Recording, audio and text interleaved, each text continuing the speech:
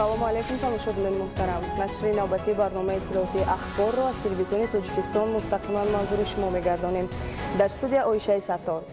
مجموع محصولات داخلی جمهوری تاجیکستان سال 2018 به 68.8 میلیارد سومانی برابر گردیده. سرعت رشد واقعی آن 107.3% را تشکیل داد.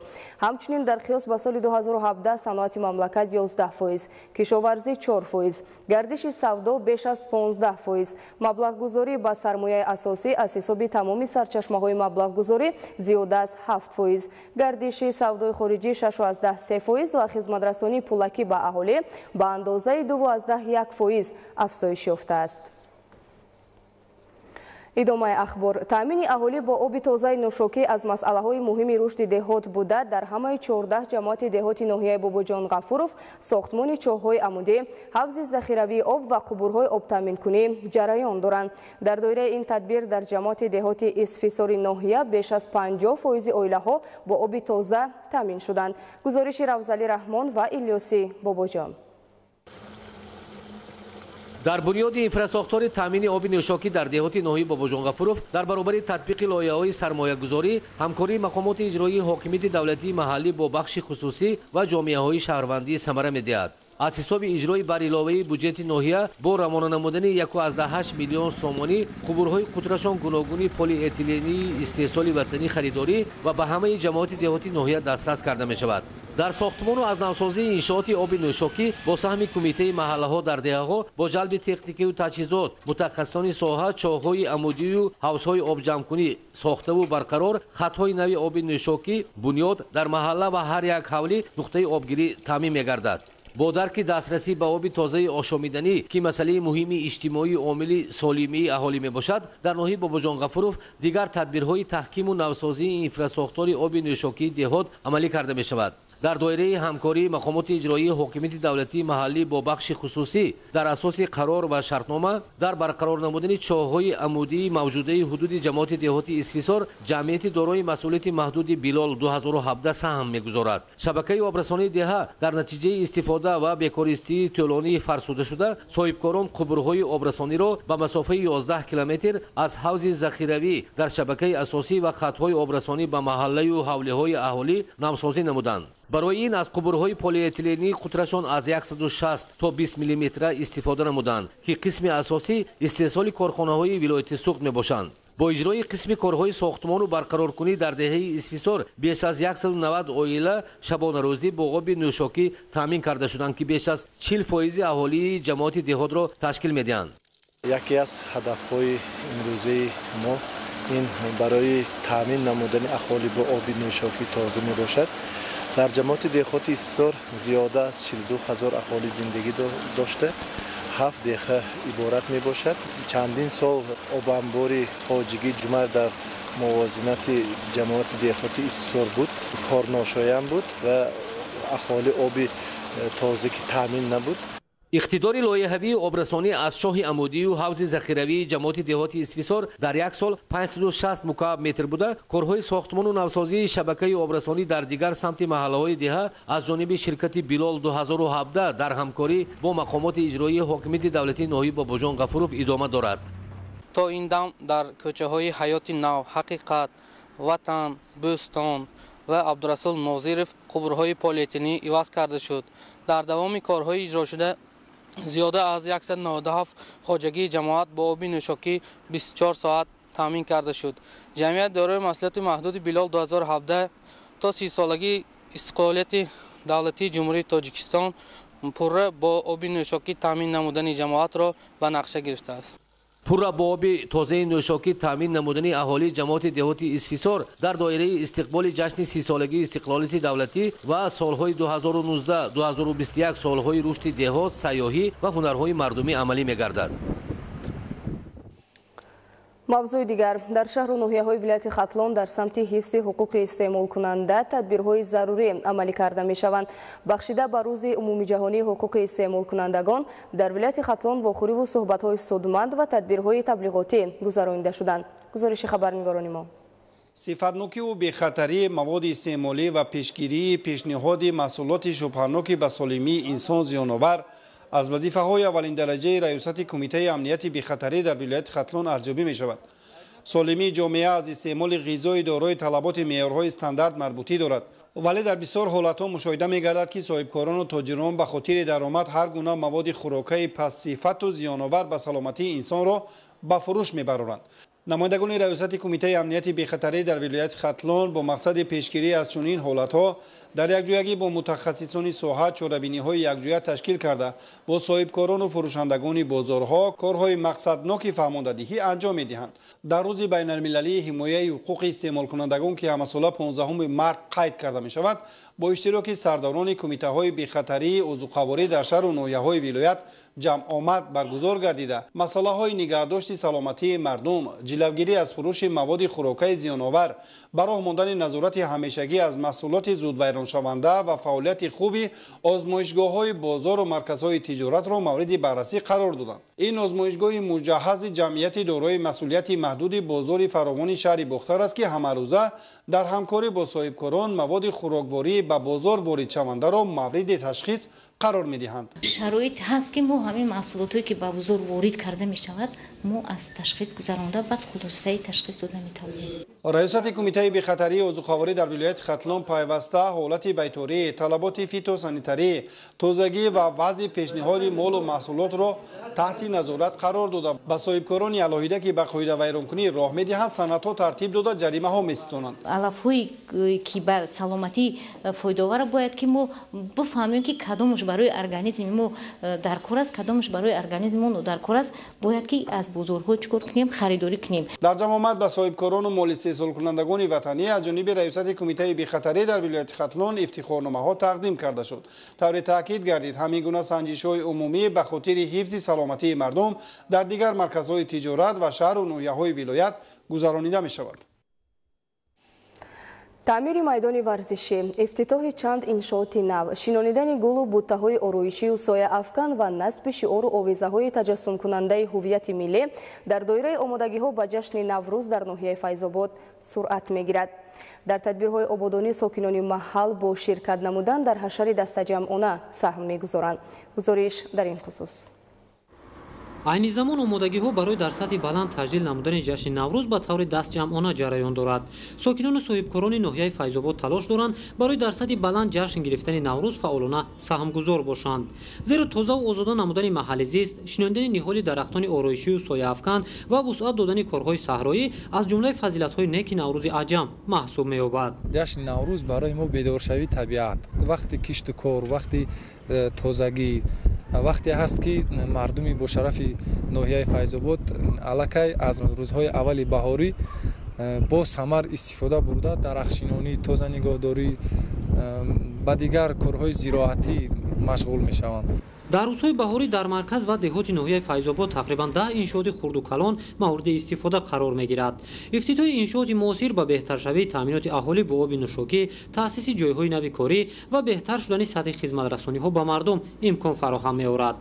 омодакунии майдони асосии баргузории чорабиниҳои наврӯзӣ, ободу зебо намудани роҳравҳо, шинондани ниҳоли дарахтони ороишӣ ва насби шиору овезаҳои таҷассумкунандаи таърих ва фазилати наврӯзи аҷам дар ноҳияи файзобод идома дорад. бахшида ба ҷашни байналмилалии наврӯз дар ноҳияи файзобод корҳои ободонӣ ва тоза нигоҳдории ҳудуди шаҳраку деҳот бо маром идома дорад. масъулини мақомоти иҷроияи ҳокимияти давлатии ноҳияи файзобод дар доираи нақша чорабиниҳо талош доранд корҳои ободониро вусъат дода ҳама чорабиниҳои милливу давлатиро дар сатҳи баланд истиқбол ва ба ин васила барои беҳтаршавии сатҳи зиндагии мардум заминагузорӣ намоянд. шудгори бо сифати замин аз техникаи соҳавӣ вобастагӣ дорад. дар ноҳияи рӯдакӣ техникаву механизмҳои кишоварзӣ дар ҳамаи шаклҳои хоҷагидорӣ барои анҷоми корҳои саривақтӣ, саҳроӣ ва шудгорӣ бо сифати заминҳо омода карда шуданд. кишоварзон бо имкониятҳои мавҷуда ва техникаҳои ҳозиразамон ба кишту кори баҳорӣ омодагӣ мебинанд. гузориши хабарнигорони мо аз ноҳияи рӯдакӣ. дар заминаи ба роҳ мондани корҳои манфиатовару судбахш доираи фаъолияти ҷамъияти дорои масъулияти маҳдуди Раҷабали Давлатов дар ноҳияи рӯдакӣ васеъ гардида ҳаҷми истеҳсоли маҳсулот аз ҷониби хоҷагидорон афзоиш дода мешавад. ҷамъияти мазкур серсоҳа буда дар он мутахассисони соҳибтаҷриба ба кор ҷалб гардидаанд. аз тирамо мо ғалакорӣ доштем дар майдони 60 گکتار غله کوریدیم. با اینا آماده تکنیک‌ها امروز در خط اول تیار کرده شده است. این جمعیت در ناحیه رودکی دارای 115 گکتار زمین کورمی آبی، 77 گکتار لالمی و اینچنین در موضع خوجه آبی گرم 2087 و در موضع معرفتی نزدیک 900 گکتار چراگاه می باشد. ما در این میدان زراعت‌های جواری مکه کش میکنیم، یونشقه کش میکنیم، پخته کش میکنیم. همه نمودی همه زراعت‌هایی که در کشاورزی می باشد ما کشت میکنیم. برای اجرای کارهای صحرایی در بهاری امساله از طرف خوجگیداران تدبیرهای ضروری انجام داده شده، تکنیکا و مکانیزم سوحوی را به پررگی آماده نمودند. تکنیکا و مکانیزم جمعیت از جمله تراکتور و تجهیزات کشت کننده، یدک‌ها و دیگر مکانیزم ضروری که در حضور نمایندگان ریاست کشاورزی ناحیه رودکی از سنجش گذرانده شد، پورا به طلبات جوابگو بوده برای اجرای کشت و کار بهاری آماده می باشد. کشتی بهار شده ایستاده است، از سنجش گذشته ایستادن. دیده می شود که در وقت سنجش که ما در اینجا با متخصصان گذراندیم از تعمیر گذاشتن در خط تیار می باشند. باوری هست است که کشتی بهاری ده به یگان مانعی خواجگی رجب دولت از عهده کشتی بهاری می برآید. برای گذراندن کشتی پخته میدان ضروری را شدگور کردند و چگیت تخمی نیز به مقدار ضروری ذخیره کرده شده است. یگان تنقیصی نسبت تکنیکا و داروهای مینرالی و روغن‌های مالیدنی نداریم. پختکاری قسم بیشتری فعالیت جمعیت را فرا میگیرد. از این رو چگیت تخمی در خود جمعیت استحصال کرده می شود. تخمی پخته را همین خواجگی خودمون تیار میکنیم، استحصال میکنیم و دیگر خواجگی هم تخمی دسترس میکنیم. تا امروز ما زیاده از 30 تن تخمی چگیت تیار کرده مونده، پریطرف کرده موندگی است. در برابر کشت و پرورش زراعت کارمندان جمعیت دارای مسئولیت محدود رجبالی دولتов با چروه‌داری نیز مشغول هستند. امروز سرشمار چروه‌های کلان شاخدار در جمعیت مذکور به قریب 300 رسیده، سرشمار چروه‌های майда 2000 سر را تشکیل می‌دهد. عین زمان از حساب چروه‌های کلان شاخدار در این جمعیت در یک روز تا 300 لیتر شیر استحصال کرده می‌شود. در دوره تابستان باشد حجم استحصال شیر در این جمعیت تا به 1 تن می‌رسد. طوری گفتیم امروز چروه‌های майدای جمعیت در موضع معرفتی ناحیه رودکی نگاه داشته شده است و موسم برگیری از جانب چروه‌داران ادامه دارد. ما تا امروز زیاده از 600 سر برگ گرفتیم. تا آخر موسم 100 سر دیگه مونده است. نقشه داریم که اینا با سربلندانه اجرا کنیم. مساحت چراگاه موضع معرفتی که به 900 گکتار برابر است در اختیار جمعیت دارای مسئولیت محدود رجبالی دولتов قرار دارد و در جایهای موافق این موضع از طرف متخصصان کردان باغ بنیاد کرده شده است. در اینجا قریب ما باید 1000 نخال شنویم در همین موسم بهار 2019 باید 2020 2021 تا همین مدت 3 سال 3000 نخال شنونیم. طبق نقشه تصدیق نموده جمعیت دوام 3 سال من بعد در مساحت تا 5 گکتار باغ نو بنیاد کرده می شود. برای آبیاری درختان از مسافه بیش از 7 کیلومتر آب آورده شده است. نگاهبین درختان به ذمه نفران تجربه دار واگذار گردیده است. در این جمعیت که از کلانترین و سرساحه در ناحیه رودکی به شمار می رود، بیش از 50 نفر با جای کار دائمی تامین بوده. در موسم کشت و کار و جمع‌آوری حاصل تا 500 نفر ساکنان ناحیه با کارهای موسمی و معاش خوب تامین کرده می شوند.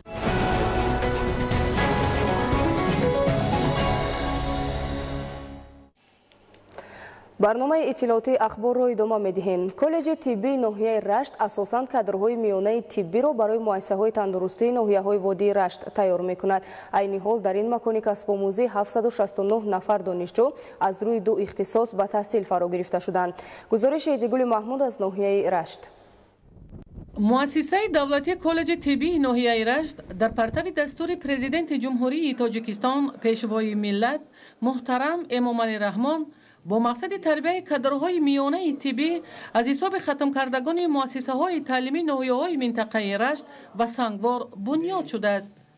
در کالج طبی طریق بودجوی و شرطناموی از روی اختصاص کار همشیرگی و مامادایگی کادرهای ساحه طبی تیار کرده می شوند. تنها سال گذشته این مکان کسب آموزی را 255 نفر دانشجویان ختم کرده. عین حال برای حفظ صحتی اهالی در مؤسسه‌های تندرستی ناحیه‌های کوهستان کار کرده ایستادند. در کالج طبی برای پیشرفت تعلیم و تربیت دانشجویان و از بر کردن نوزکی‌های کسب طبیبی همه شرایط مهیا می باشد. بینای سه‌آشانه تعلیمی، کابینت‌های فنی، سیمخانه کامپیوتری برای آموزش زبان‌های خارجی، تالار مجلسگاه، کتابخانه زمانوی، آشخانه، خوابگاه و دیگر شرایط‌های معاصر امکان می‌دهد تا دانشجویان نوزکی‌های کسب پیشه کرده‌شان را به پورگی از بر نمایند. ما باید دانشجویان شکرانه از این دولت و از این ملت، از شکرانه از پیشوای ملت خویش کنیم. چون این شرایط‌ها را برای ما مهیا گردانیدند که ما خوانده تحصیل خود را ادامه داده به خلق و وطن عزیز خود خدمت‌های صادقانه کنیم. با مقصد تامین مؤسسه‌های تندرستی با کادرهای صاحب اختصاص میانه طبی از حساب کالج ناحیه رشت در نزد بیمارخانه‌ها گروه‌های مقصدناک عمل کرده ایستاده است که عین حال شماره دانشجویان آن در ناحیه‌های لخش، تاجیک‌آباد، سنگوار و نورآباد 212 نفر را در بر می‌گیرد. در مجموع 769 نفر دانشجویان از روی دو اختصاص از تمام ناحیه‌های منطقه در کالج طبی و گروه‌های مقصدناک آن تحصیل داشته. کادرهای میانه طبی بعد صاحبکار شدن از روی طلبات مؤسسه‌های تندرستی ناحیه‌های کوهستان با جای کار دائمی تامین کرده می‌شوند تا بدین وسیله صفت خدمت رسانی به اهالی دهات باز هم در سطح ضروری براه مانده شود. ایدیگل محمود، دادرجان میرزازاده، برای برنامه اخبار از ناحیه رشت. 47% اهالی ناحیه ورزاب را جوانان تشکیل می‌دهند. در ناحیه برای بلند گردیدن سطح دانش و ملکه جوانان، جلب آنها با ورزش و طرز حیات سالم شرایط مساعد فراهم آورده شده است و نتیجه همین است که همساله جوانان در ساحه معارف و رشته‌های گوناگون ورزش به دستاوردهای نظررس نائل می‌گردند. گزارش ظاهرشاه تقوی مراد از ناحیه ورزاب. جوانان ناحیه ورزاب با عزم و اراده قوی در شرایط مساعد دانش و ملکه خود را صیقل دادند در آبادی و رشد ساحه‌های معارف و فرهنگ، ورزش و تندرستی سهم می‌گذارند. جوانان در برابر آموزش همزمان باید از واقعه‌های جهان امروز با خبر و هوشیار و زیرک باشند، زیرا عامل اصلی جلبی بعضی از جوانان به گروه‌های افراطی جنایت و جنایتکاری، نشأه‌مندی و بهوده‌گردی این پس بودن دانش، بی‌مسئولیتی ظاهر کردن والدین نسبت به فرزندان و بی‌طرفی اهل جامعه باشد. با نظر داشت مهمیت این مسئله، مقامات اجرایی حکومت دولتی ناحیه و کارمندان مقامات قدرتی در حدود جماعت و دهات بین اهالی و جوانان جهت اجرای قانون جمهوری تاجیکستان درباره مسئولیت پدر و مادر در تعلیم و تربیت فرزند، قانون جمهوری تاجیکستان درباره مبارزه بر ضد اکستریمیسم و قانون جمهوری تاجیکستان درباره آزادی وجدان و اتحادیه‌های دینی، چاره‌بینی‌های گوناگون سالمگردانی و معرفتی را پیوسته دایر می‌نمایند. چاره‌بینی این نوبت در جماعت دهات چارباغ برگزار شد که در آن کارمندان مقامات پروکوراتورا و کمیته دولتی امنیت ملی وابسته به عملشوی قانون‌ها، تربیت درست جوانان در روحیه خویشتن‌شناسی، پیشگیری از کارهای نامطلوب از جمله جنایت و جنایتکاری، نشأه‌مندی و بهوده‌گردی و جلب آنها به آموزش دانش‌های زمانوی، مصلحت‌های مفید پیشنهاد نمودند. تحلیل‌ها نشان می‌دهد که حالا هم عده‌ای از جوانان به کارهای ناشایان دست می‌زنند و یا به گروه‌های افراطگرا باور میکنند که این البته از پس بودن دانش دینی و دنیوی و بی‌مسئولیتی ظاهر کردن والدین نسبت به فرزندان و بی‌طرفی اهل جامعه می باشد. جوانان که نیروی سازنده و پیشبرنده آینده دولت محسوب می‌یابند باید شکرانه فضای آباد و آزاد کشور را کنند و دانش و ملکه خود را با استفاده از شرایط مساعد صیقل دهند و در پیشرفت و شکوفایی کشور صاحب استقلال سهم نظررس گذارند. ظاهرشاه تقوی مراد، خورشید عزیز، ورزاب، اخبار. تماشابینان محترم، نشر نوبتی برنامه اطلاعاتی اخبار به انجام رسید. خیر، سلامت و سربلند باشید.